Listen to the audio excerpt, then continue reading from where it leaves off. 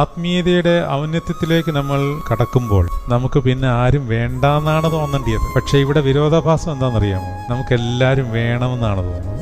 ആരുമില്ലെങ്കിൽ ദൈവം എന്നെ കൈവിട്ടു എന്ന് വിചാരിക്കുക. ഞാൻ ഇത്രയും പ്രാർത്ഥിച്ചിട്ടും എൻ്റെ അടുത്ത് ആരുമില്ലല്ലോ, എന്നെ ഹോസ്പിറ്റലിൽ കൊണ്ടുപോകാൻ ആരുമില്ല, വെള്ളം തരുവാൻ ആരുമില്ല. ശരിക്കും കർത്തൃ സാമീപ്യം നമുക്ക് അറിഞ്ഞിട്ടില്ലാത്തത് കൊണ്ടാണ് അങ്ങനെ തോന്നുന്നത് എന്നുള്ളത് നമ്മൾ തിരിച്ചറിഞ്ഞിട്ട് ആ കർത്തൃ സാന്നിധ്യം യഥാർത്ഥമായി തരുവാൻ കർത്താവിനോട് പ്രാർത്ഥിക്കണം. അവരവർക്ക് തന്നെ ഒരു ബോധ്യം ഉണ്ടാവണം, ഇനിയും ഞാനും എൻ്റെ കർത്താവ് മതി. നമ്മൾ ഈ അറ്റാച്ച്മെന്റ് ലോകത്തോട് കിടക്കുന്നതുകൊണ്ടാണ് അവർ നമുക്ക് വേണമെന്ന് നമുക്ക് തോന്നുന്നത്. പത്മോസ് ദ്വീപിൽ യോഹന്നാൻ ഏകാന്തതയുണ്ടായിരുന്നു.